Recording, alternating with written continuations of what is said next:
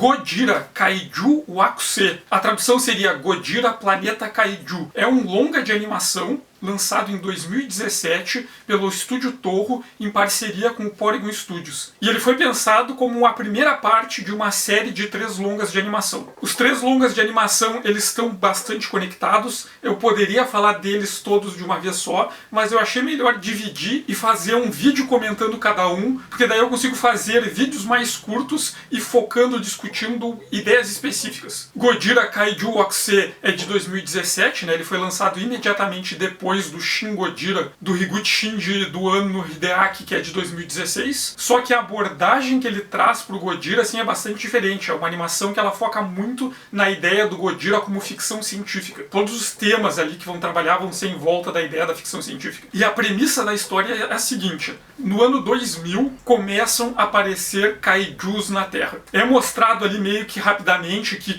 os kaiju que aparecem são o Kamakuras, o Dogora, o Orga, todos kaijus de outros filmes da Toho. Até que finalmente aparece o Gojira, aquele kaiju gigantesco, que ele não só é enorme e imponente, como ele parece ser invulnerável. E quando conseguem fazer pequenos ferimentos nele, ele se regenera em alta velocidade. Então é um kaiju que é invencível e ele simplesmente passa pelo planeta e por onde ele passa ele destrói tudo e nada consegue deter ele. Nenhuma força humana, nenhuma tecnologia, nenhum plano dá conta de parar o Gojira. Ele simplesmente destrói tudo que ele passa. Mas não é uma destruição mal intencionada ou maligna. Não é um kaiju que ele tem más intenções, que ele é agressivo. Como, por exemplo, no Gojira Minus One de 2023 e no Gojira Mothra King Ghidorah de 2001, que a gente tem ali versões mal intencionadas e malignas do Gojira original. Aqui o Gojira ele simplesmente destrói as coisas do mesmo jeito que uma pessoa que passa por uma trilha de formigas sem nem perceber que as formigas estão ali, simplesmente pisou nelas. Só que a destruição é concreta, os humanos não têm recursos para lidar com aquilo.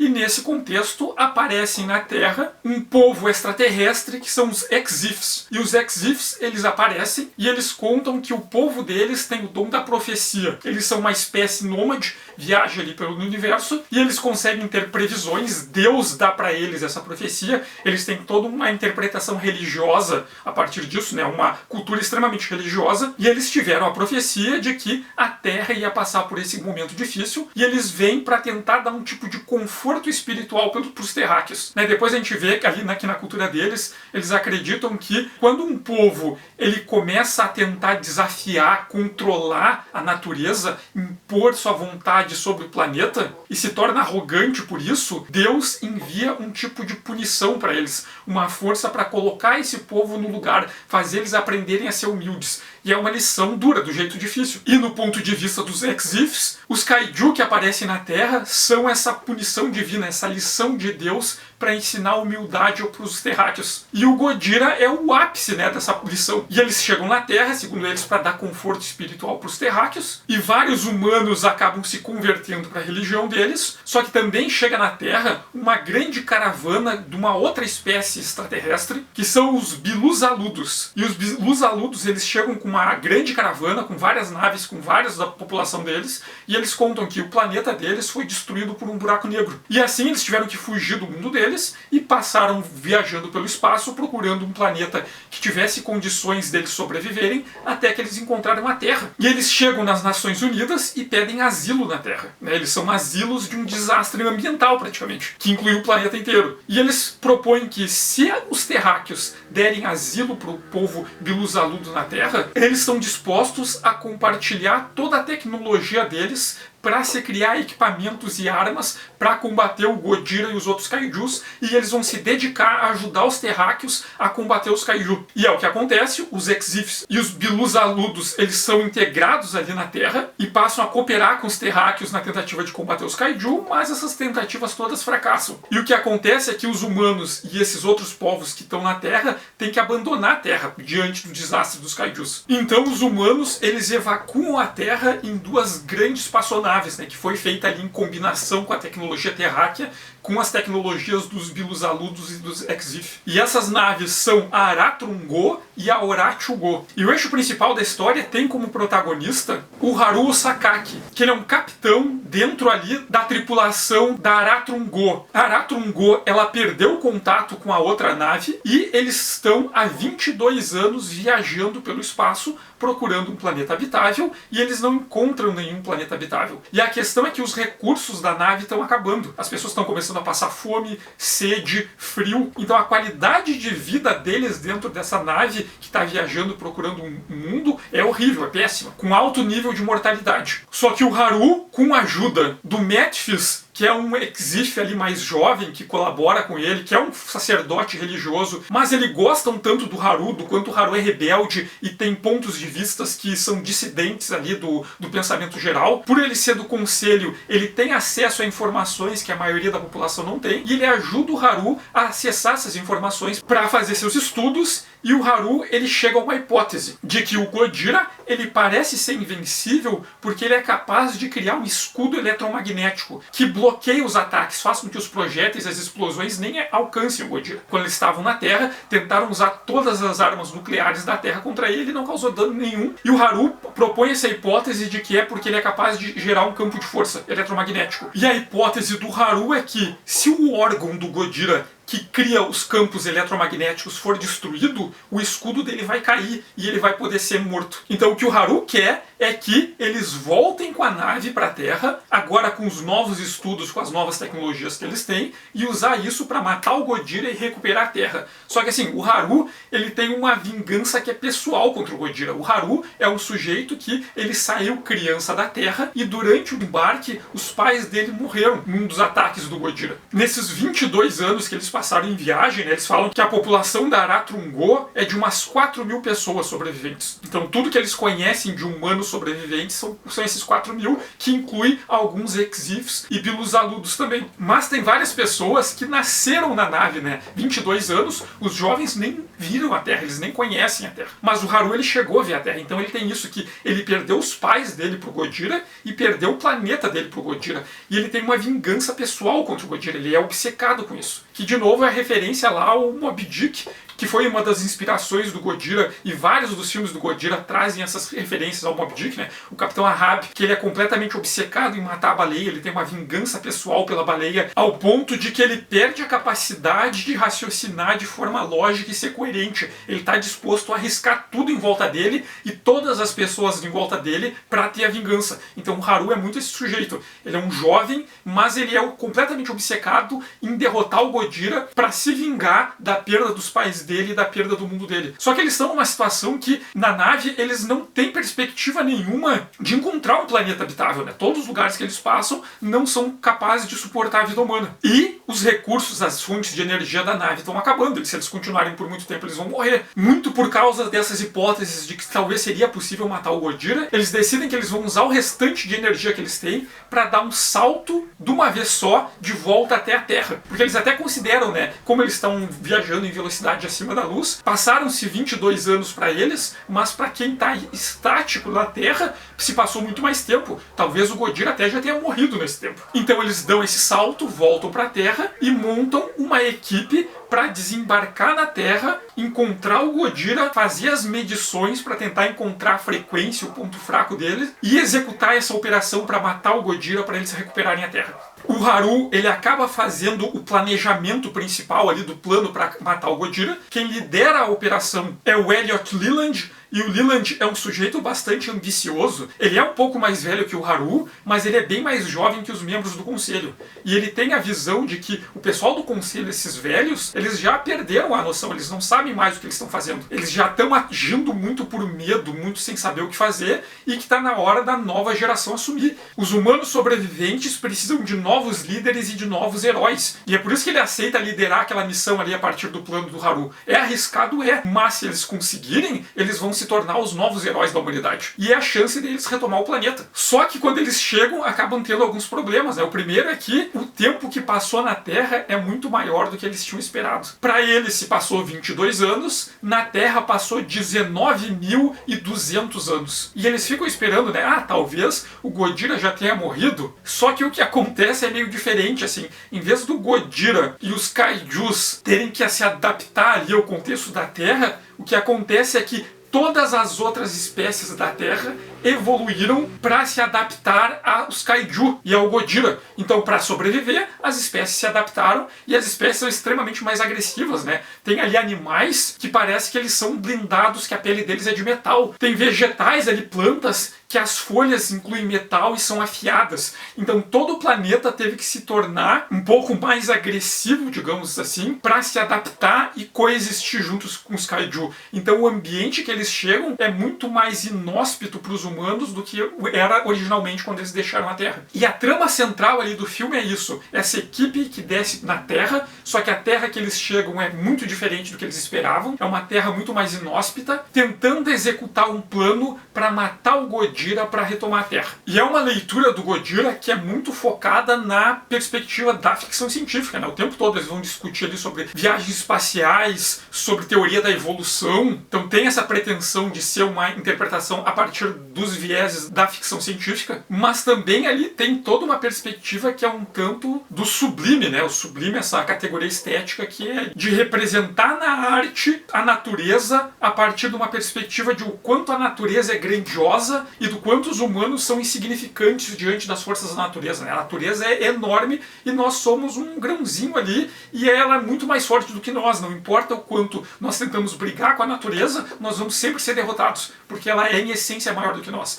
E o sublime é essa sensação de se ficar maravilhado diante da nossa insignificância como sujeitos perante as forças da natureza. Então toda a estética ali de Godira Kaiju Wakuse é a partir de um equilíbrio da ficção científica e dos sublimes. E essas perspectivas, elas têm muito a ver também com os autores, né? Porque quem é que dirigiu Godira Kaiju Wakuse? O Shizuno Kobun, que ele dirigiu vários longas do Conan Tante, né, do Detetive Conan, mas em parceria com o Seshita Hiroyuki. E os dois juntos, o Shizuno e o Seshita, eles foram os diretores de Sidonia no Kishi, da série animada e dos longas de animação de Sidonia, que são uma adaptação da história em quadrinhos de mesmo nome, do Nihetsu Tomo. E Sidonia é uma ficção científica que ela lida também com essa tradição dos mechas, mas a principal influência dela é Macross, né? Sidonia é sobre uma nave espacial gigantesca, enorme, no qual habitam os últimos humanos que tiveram que abandonar a Terra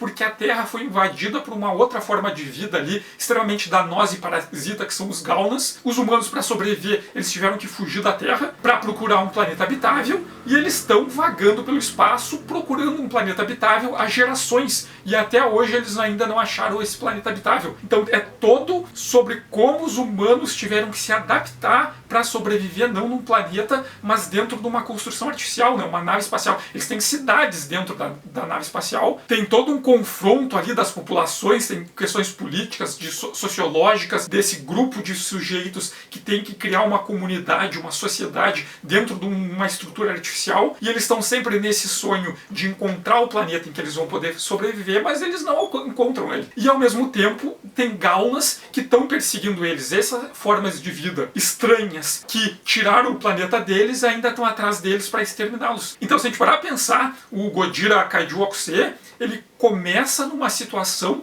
muito parecida com a de Sidonia. Só que em Sidonia eles estão há gerações viajando sem nunca encontrar. Aqui no Godira Kaiju Wakuse é como se eles parassem. Não vamos continuar. Vamos parar e vamos tentar voltar para retomar a Terra. O que aconteceria se a nave de Sidonia tentasse voltar para a Terra para recuperar a Terra? É mais ou menos essa a ideia. Tem várias ideias de Sidonia que também aparecem aqui em Godira Kaiju Wakuse, só que executadas e desenvolvidas de formas diferentes. E também é relevante saber que o roteirista de Kaiju Wakuse é o Urobuchi Gen, que também é o roteirista e um dos criadores de Madoka Mágica, e o roteirista de Kamen Rider Gain. E também esse Kaiju Wakuse dá pra gente encontrar vários paralelos, proximidades, né, com essas obras. Porque em Madoka nós também temos uma espécie alienígena que ela tá infiltrada na Terra e ela usa os humanos como se fosse um tipo de gado para manter a ordem ali do universo funcionando. E Kamen Rider Gaim também é sobre uma invasão alienígena, né? No começo ali da série é sobre uma cidadezinha do interior que chegou uma grande corporação e gentrificou tudo. Essa grande corporação basicamente controla, manda em tudo na cidade, tem ali as gangues de dança de rua disputando entre eles, e essa corporação infiltra armas de guerra nessas gangues de dança de rua, para essas gangues usarem essas armas nas brigas entre eles, que é um jeito deles testarem as armas de guerra que a empresa produz. Só que daí mais pra frente tem a reviravolta que a empresa ela tá testando essas armas para usar numa guerra concreta que tá acontecendo ali naquela cidade que ninguém sabe. A empresa ela foi para aquela cidade por causa da floresta de Helheim, que é um tipo de vegetação alienígena parasítica, que eles chegam num planeta e modificam completamente o ecossistema daquele planeta, forçam todas as espécies a ou evoluírem e a se adaptarem à floresta alienígena ou a morrerem. E depois disso ela força uma brecha dimensional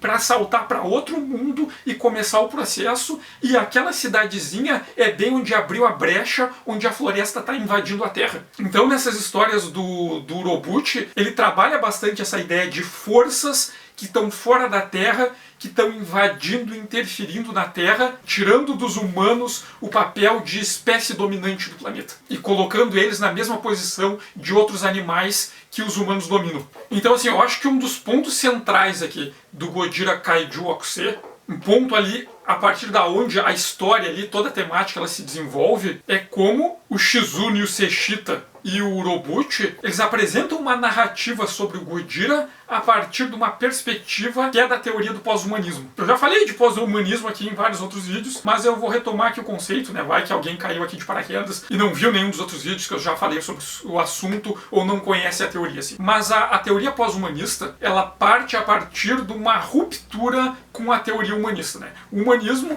é uma perspectiva teórica ocidental, que era a ideia de passar a pensar sobre o mundo, sobre a sociedade, sobre a natureza, não mais a partir de perspectivas religiosas, teocêntricas, aquela ideia, né, que se tinha ali naquela tradição europeia de tu quer entender um fenômeno natural, um acontecimento, as relações das pessoas, vai procurar a resposta na Bíblia, sabe? Usar a religião como base para estruturar toda a sociedade. Então a ideia do humanismo é pensar a natureza, o mundo, a partir da relação dos homens, né? Tem aquela famosa frase, o homem como a medida de todas as coisas. A gente quer entender um fenômeno natural, um fenômeno sociológico, vamos estudar eles, vamos medir ele, vamos pegar todas as ferramentas, os instrumentos que a gente tem para medir, calcular e fazer experimentos. É entender os fenômenos naturais e sociais a partir do pensamento racional, né? Que vai ser as bases para o que depois vai virar o pensamento científico, né? O pensamento científico é um desenvolvimento, é uma evolução do pensamento humanista. E o núcleo ali do pensamento humanista é isso, é usar o ser humano como medida para entender os fenômenos naturais, não mais a religião, não entender tudo a partir de uma suposta lógica de Deus, mas entender tudo a partir de como nós humanos nos relacionamos com as coisas. E assim, o pensamento humanista ele foi extremamente bom para quebrar essas lógicas teocêntricas, supersticiosas, preconceituosas, que usavam dogmas religiosos para tentar compreender tudo, né? Vai ser as bases para que depois vai ser o pensamento científico.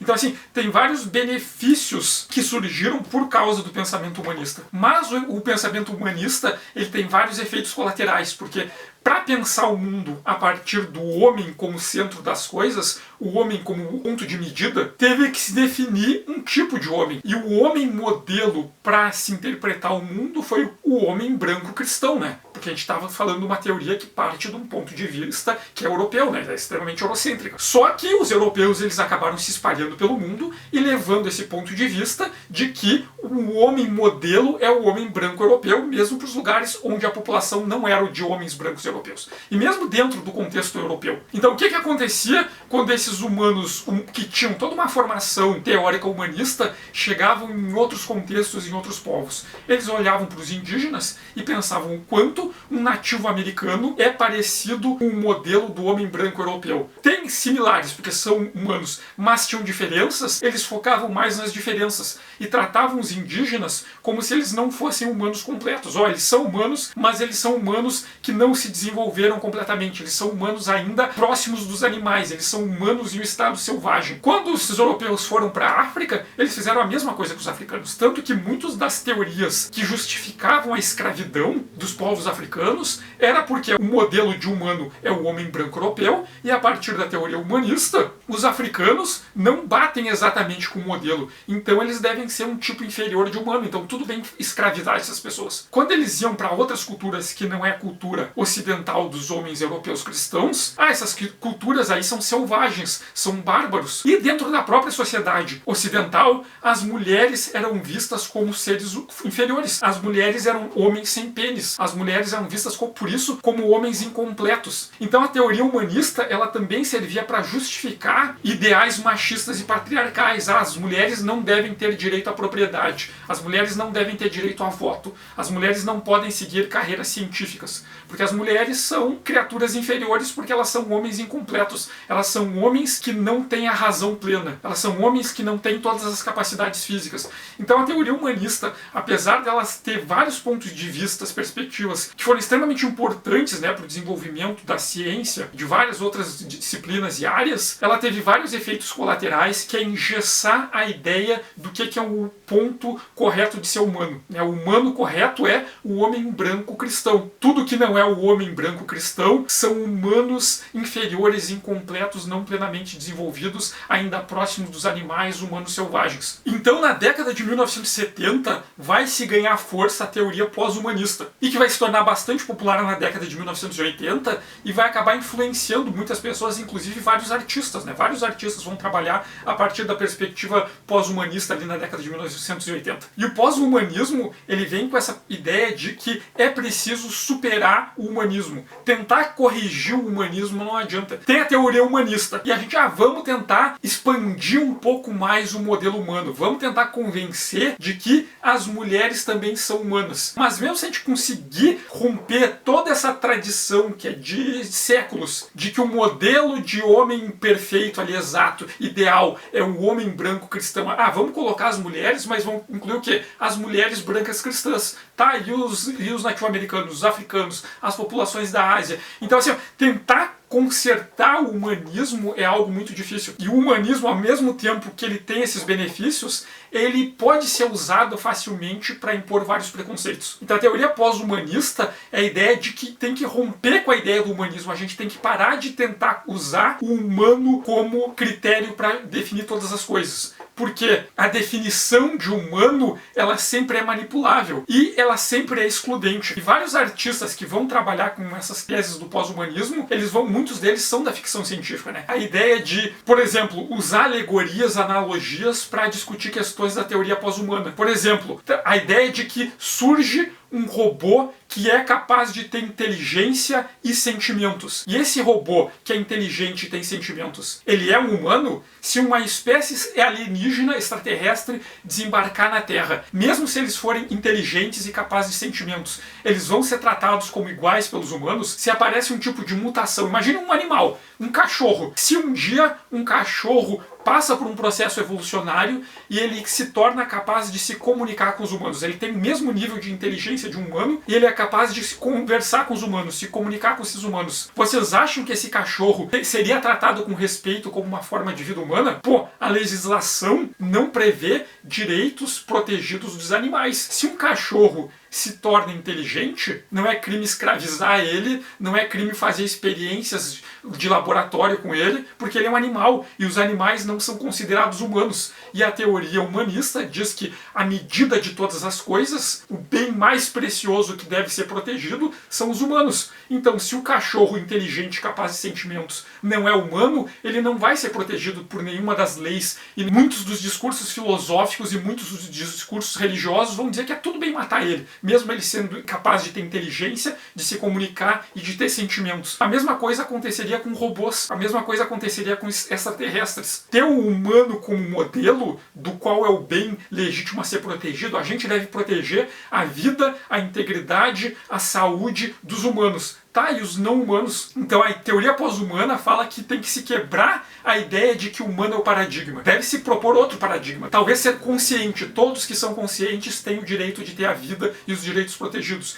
Todos que têm sentimentos têm o direito de ter a vida e ser protegidos. Não sei qual é o parâmetro, mas o parâmetro de humano sempre é excludente. É isso que a teoria pós-humanista vai se propor. Né? Porque, inclusive, em várias questões de guerra, de conflito étnico, de conflito racial e guerras religiosas, um dos passos do discurso da guerra é sempre excluir a humanidade do outro. Né, durante as cruzadas, os cristãos diziam que os muçulmanos não eram pessoas. Quando teve a colonização americana, várias narrativas europeias diziam que os indígenas eles não eram pessoas, eles estavam mais próximos dos animais. Então eles tudo bem tomar a terra deles. Tem várias narrativas que diziam que os africanos eles não tinham alma, por isso eles não eram humanos completos, então tudo bem escravizar eles. Então um dos primeiros passos das guerras étnicas religiosas é sempre criar narrativas que dizem que o outro povo não é humano, então tudo bem matar eles. Então tem que se quebrar a ruptura do humano, né, de acordo com a teoria pós-humana. Tem que ser outra coisa, talvez ter consciência. Tudo que tem consciência tem o direito a ter a vida preservada, por exemplo. E a partir dessa ideia, tem um monte de representações na arte que tratam dessas teorias pós-humanistas, né,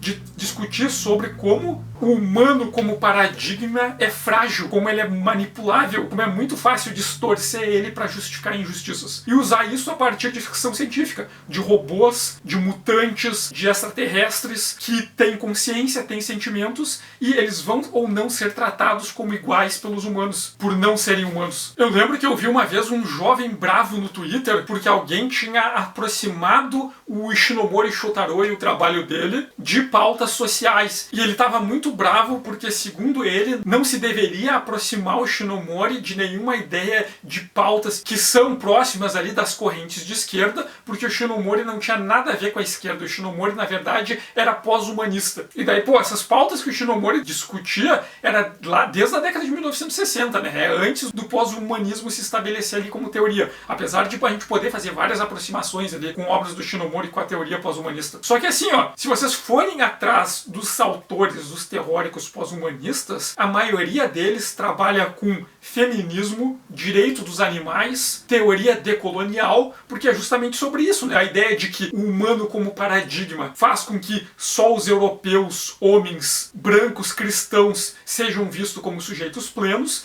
e como as outras pessoas de outras etnias, de outras religiões, as mulheres, os animais, dentro de um sistema que é todo construído a partir de teorias humanistas, eles tendem a ser tratados como cidadãos de segunda categoria. Então, assim, teoria pós-humanista tem tudo a ver com as pautas decoloniais, de feministas e dos direitos dos animais, tanto que a maioria dos autores que tratava disso na década de 1970 e 1980 são autores que tratam desses temas. E voltando pro Gojira Kaiju Okusei, toda a discussão ali, a trama central, está muito próximo dessas ideias do pós-humanismo, porque a gente tem ali uma perspectiva de que a humanidade como um todo foi colonizada. O que a gente tem no mundo real, né? Na nossa história? Nós tivemos colonizadores, que em grande maioria são europeus, né? O mundo ocidental, que se espalhou pelo resto do mundo, impôs sua cultura com violência, invadiu terras, saqueou, levou matéria-prima, criou todo aquele mecanismo colonial ali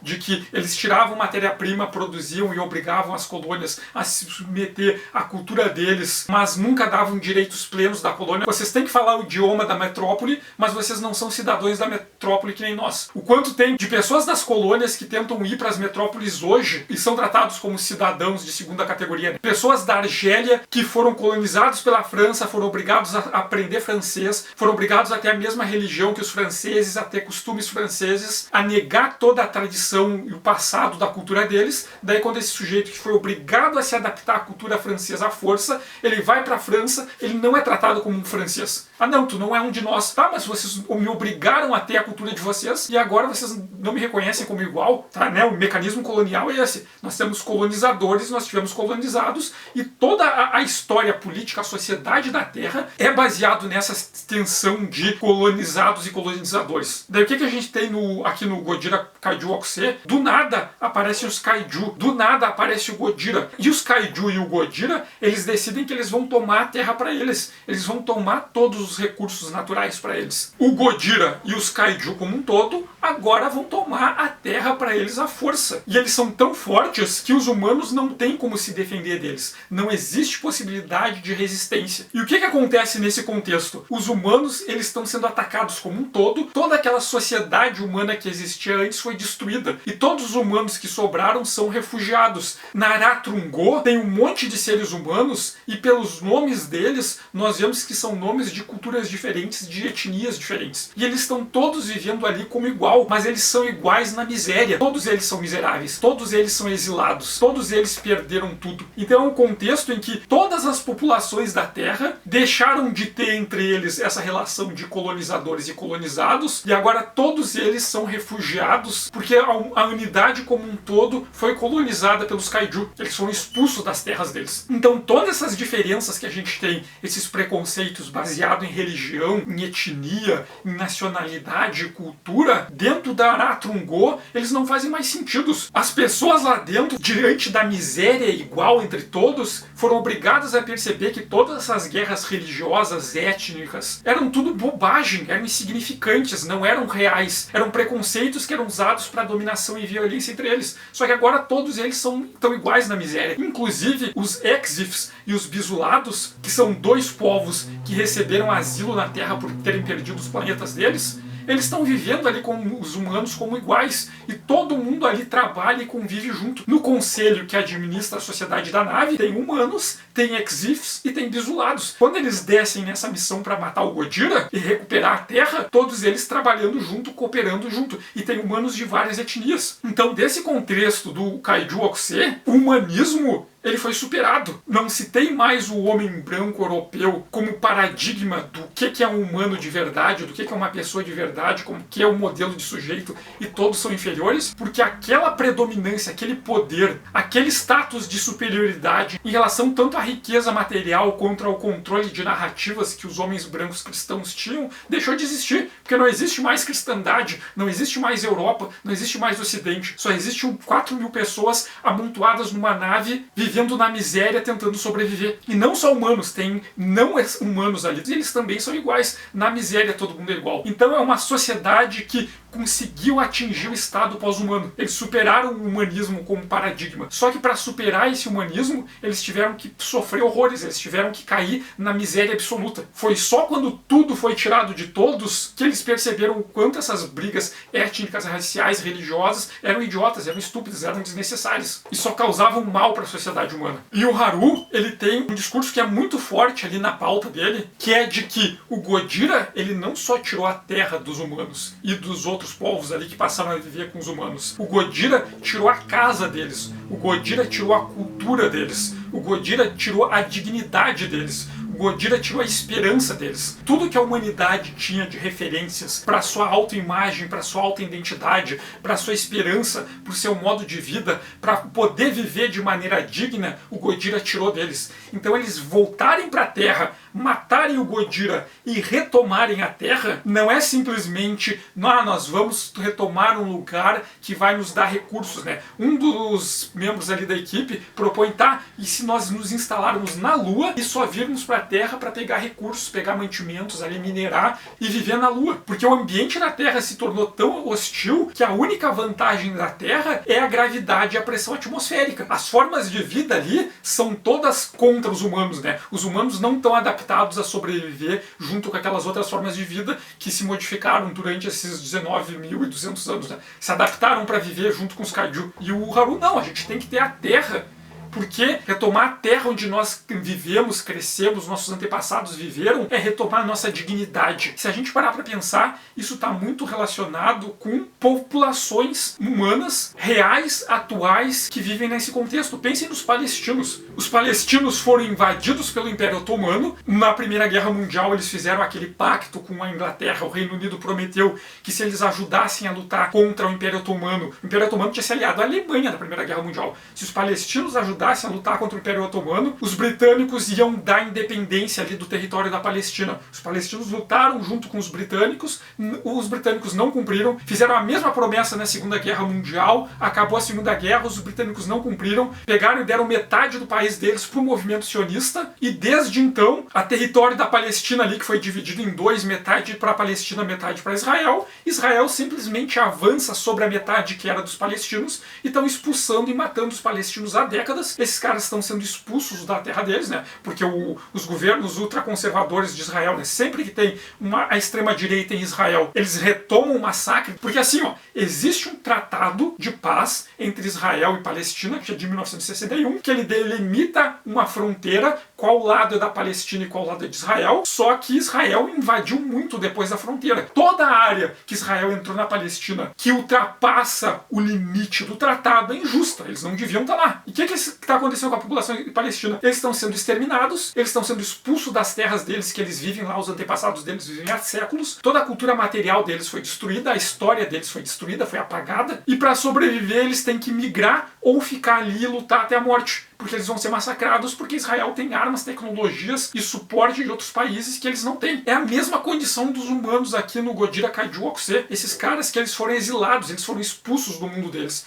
E o Haru fala, retomar nossas terras, o lugar onde nós nascemos, onde os nossos antepassados viviam, onde estava a nossa cultura material, não é só retomar recursos, é retomar nossa dignidade, é retomar o nosso autorrespeito. Então a guerra do Haru tem um elemento que é pessoal, a vingança que ele quer contra o Godira, mas tem também uma questão de uma luta de um povo que foi colonizado pelos kaijus, que foi expulso de suas terras, que foi obrigado a viver na miséria de forma injusta, e que ele acha que os humanos têm o direito de retomar o mundo, porque é a única forma dos humanos retomarem uma vida digna, deles deixarem de ser exilados, deles deixarem de ser nômades que vivem vagando em condição de miséria, procurando uma terra prometida que eles nunca vão achar. Godira Kaiju Okusei, eu acho que ele trata muito dessas questões, né, dessa perspectiva pós-humanista. Uma humanidade que alcançou um estado pós-humanista, superou os preconceitos do humanismo, só que para superar esses preconceitos, eles tiveram que ser quase completamente aniquilados. A humanidade teve que toda na miséria, teve que ser quase tudo destruído para as pessoas olharem umas para as outras e pensar, pá, nós somos iguais. Tu que nasceu em outro país, tem outra cultura, tem outra religião, nós somos iguais e nós juntos somos mais fortes. Nós juntos temos uma qualidade de vida melhor. Bom, por hoje era isso. Depois eu vou fazer mais vídeos comentando a sequência. Agradeço quem assistiu até aqui. Agradeço aos apoiadores. Os apoiadores sustentam esse canal. Quem ainda não conhece, eu convido para dar uma passada na página do Ilha Kaiju do Apoia-se. Peço que quem gostou, aperte no gostei. Quem não gostou, pode apertar no não gostei. Se vocês puderem compartilhar o vídeo, ajuda muito. Compartilhem tanto com os seus amigos exifs, quanto com seus amigos bilusaludos. Agradeço quem viu até aqui. Obrigado e até o próximo vídeo.